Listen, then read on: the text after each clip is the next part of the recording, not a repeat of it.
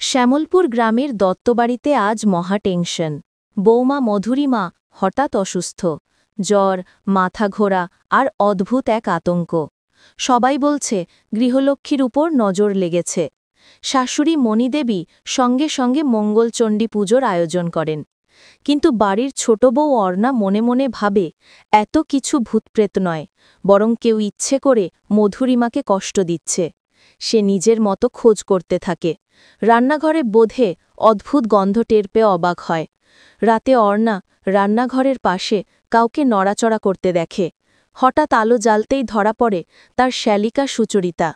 ঈর্ষা থেকে সে মধুরিমার খাবারে ওষুধ মেশাচ্ছিল, যাতে সবাই ভাবে বৌমার শরীর খারাপ, নজর লেগেছে। পরদিন পুজোর মাঝে অর্ণা সত্যটা সবাইকে জানায়। মণিদেবীর চোখে জল। বাড়ির অশান্তি বাইরে থেকে নয়, ভেতর থেকেই। শেষে মধুরিমা সুস্থ হয়, আর দত্ত পরিবারে শুরু হয় শান্তির নতুন অধ্যায়।